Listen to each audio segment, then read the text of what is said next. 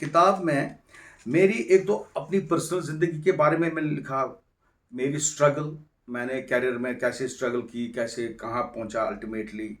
Journey ये जो थी मेरी, मैं इसीलिए इसको जर्नी थ्रू द मिस्ट बोलता हूँ। जर्नी थी, वो इसी एक धुंध में थी। मुझे पता नहीं था अल्टीमेटली, गोल तो मुझे पता था, मगर मैं कहाँ जा रहा हूँ, किस दिशा में जा रहा हूँ, वो अल्लाह ताला ही तजवीज़ करता है, वो ही कराता है अल्टीमेटली। इसीलिए मैं कहता हूँ हर एक, ये मेरे लिए ही नहीं है, ये सब इंसानों के लिए है कि अल्लाह ताला ने, आप सोचते हैं कोई गोल अपने माइंड में होता है, दिमाग में होता है, मगर करना अल्टीमेटली अल्लाह को ही, दिशा वही दिखाता है।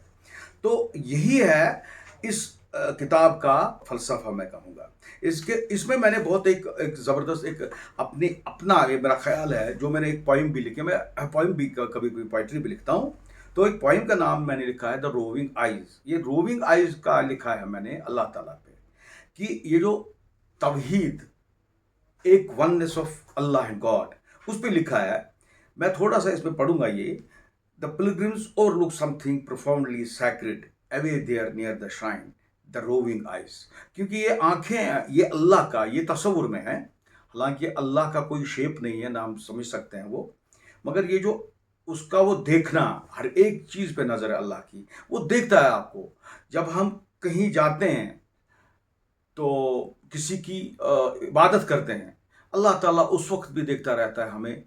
जो सबसे ज़्यादा प्रोफाउंडली सैक्रेड होता है वो अल्लाह है, हमको उसकी इताअत करनी है। इसीलिए मैं यहाँ कहता हूँ कि लोगों, जहाँ आप ये इबादत करते हो, उससे बेहतर है कि आपको ऊपर वाला देखता है, उसकी इबादत करो।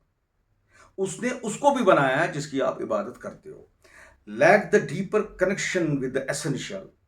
यहाँ हम लोग एक लैक करते हैं वो deep connection with the Allah essential. Away there near the shrine the roving eyes, कि अल्लाह की तरफ देखो, वही है मालिक, वही है इसका उसी ने तख्लीक किया है सारा ये जहां और दुनिया। बस है exciting and wild but full of love.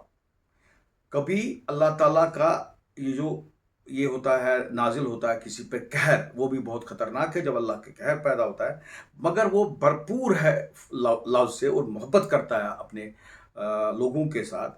Away there near the shrine the roving eyes, a voice snaps to attention towards these, away there near the shine the roving eyes।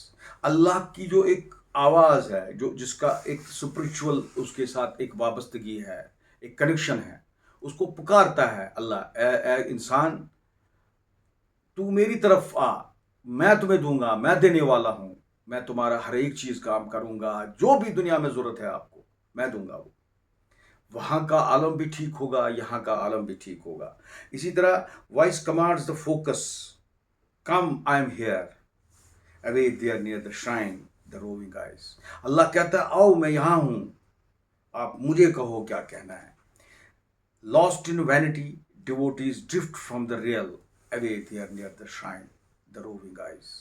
अपने ही वो मगालते में है, या अपने ही वो घमंड में, वो इग्नोर करते हैं इस अल्लाह की वो कुदरत, और जाते हैं, वो भटकते हैं। वही अल्लाह कहता है तो आप आ मेरे पास, मैं आपको दूंगा। Bold, assertive, yet soothing in gaze, away there near the shrine the eyes. No less than the almond, stand in firmness, away there near the shrine the roving eyes. Little sleepy, little awake, compel the lunatics to adore the oneness, away there near the shrine the eyes.